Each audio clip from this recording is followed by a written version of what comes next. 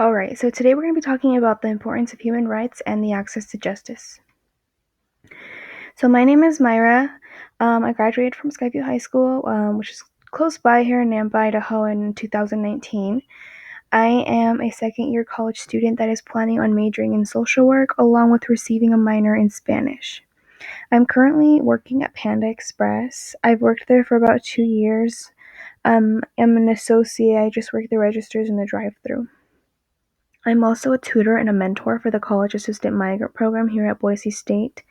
It's my first year working for them, and it has been such a wonderful experience being able to guide and help first-year, first-generation college students.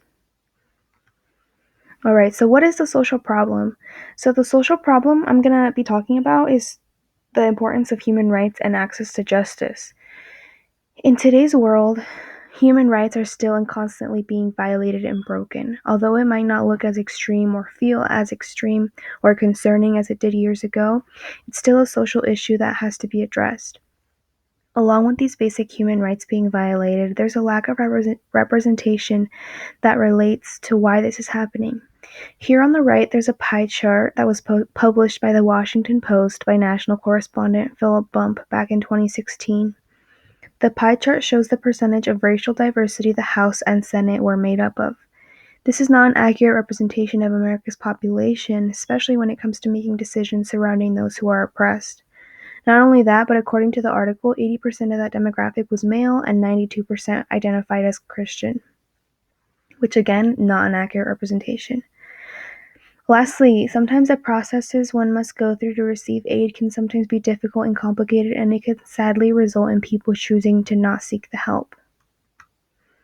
So why does this social problem exist? Well, to continue what I talked about on the last slide, lack of diversity in government roles plays a huge part, but there's also some other reasons.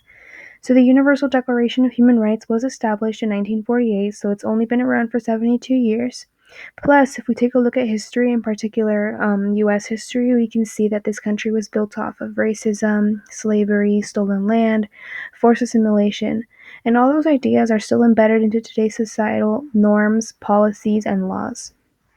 Another huge reason why this social problem exists is because of human emotions. Negative human emotions like anger, sadness, annoyance, fear, which we can all feel when we're trying to reach towards our own positive emotions, but those negative emotions are what sometimes cause the violation of certain human rights.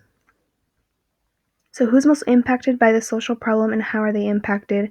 Essentially, everyone can be impacted one way or another by this, but I'm going to focus on marginalized communities like minorities, people of color, the elderly, non-citizens, non-American citizens living in the U.S., people from the LGBTQIA+ community, and women.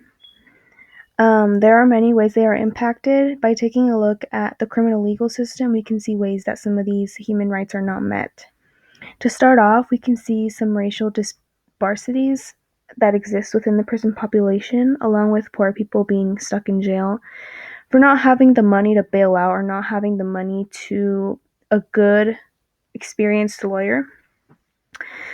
Some states allow the death penalty and not allowing convicts the right to vote even after they serve their sentence. There's always aggressive approaches from police officers in minority communities, minority neighborhoods, and the lack of government tracking when it comes to that police brutality. Another thing would be that instead of supplying aid, supplying resources, help to the homeless, to mentally ill on the streets, or to gangs, the police and government will instead criminalize them. Poverty and inequality ties into that, along with environmental rights. Usually people in lower income communities are not surrounded or don't have access to clean water or clean air. There are certain foreign policies that are created to help, but they kind of fail in a way. Protection is not always given to refugees or those who are seeking asylum, and lots of times, if they do come to America, they are faced with racial or religious discrimination that others are granted through their own freedom of expression. So these are just a few examples of the ways these communities are impacted and how it's violating a number of human rights. So there have been some policies, events, and programs that have been created to address and further enforce these human rights. Medicare provides help to those over the age of 65 despite their income. SNAP helps needy families have access to healthy food. The hashtag #MeToo movement helped bring awareness to the sexual abuse and harassment women face daily by men, in particular rich, powerful men. The civil rights movement helped Black Americans obtain equal rights under American law, and the Paris Climate Agreement, in which countries all over the world work together to help reduce climate change.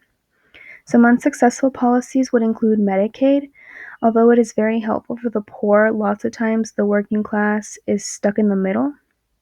They aren't poor enough to receive the help, but they aren't rich enough to receive proper health care. I personally believe the system was made and was built with good intentions, but it's just broken. And same goes for the U.S. Immigration and Customs Enforcement. It was created to keep American citizens safe, but it has shifted from keeping people safe to causing harm, separation, and hate. It oftentimes paints immigrants and foreigners as bad people when in reality they are just seeking a better, more humane life. So why should we care about this? Well, human rights are a form of protection. They ensure our basic needs are met, those being, food, water, shelter, but they also ensure equality and equity to those who need it. They ensure people are not being tortured, they're not being slaves. They ensure freedom. They ensure that everyone has access to education and healthcare services. Bottom line is they ensure that the community strives to be safe, healthy, and happy. A counterpoint to this, why should they not care? Well, these human rights can be taken advantage of. They could be flipped on their side and be used for bad. For example, freedom. Freedom to believe whatever religious beliefs you want, or freedom of speech. Some people can take this and use it for bad. Another reason that many people could argue that we shouldn't enforce human rights is that people should have to struggle and have to, at least they should try and figure things out for themselves before they receive help from the government. It wouldn't be fair for some people to try and work hard while others don't. Lastly, if it's not affecting you, then why does it matter, right? So what can be done to better address this problem, or what has been done to address this problem? So December 10th, 1948 was when the human rights were declared. Through them, legal aid is required under certain circumstances. For example, someone who has been human trafficked should be receiving help economically, psychologically, or physically, depending on where their needs lay. Another way we can address this problem would be through informing and educating others. Lots of times, those who are oppressed aren't aware of what they can do to help themselves.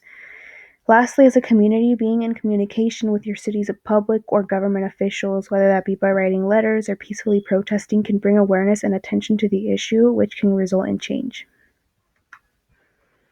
So some people or leaders that are addressing the issue include Representative Alexandria Ocasio-Cortez. She is a representative for New York's 14th Congressional District. She advocates for a number of issues that relate to human rights, starting up programs like the Green New Deal, Medicare for all, and abolishing ICE. Greta Thunberg is a 17-year-old Swedish environmentalist who stands up for global warming and climate change, and Malala, a Pakistani activist that stands up for female education. So what can we do to address the social problem? So, like I stated earlier, educating not only those who need the help, but also ourselves about this issue can put a lot of things into perspective and can help start up these conversations to create change. Pushing and insisting government officials about these issues, along with sharing stories and being understanding and empathetic towards others and what they're going through, can help create that change. Okay, well, that's it for my presentation. Thank you for listening, and here are my references. Thank you.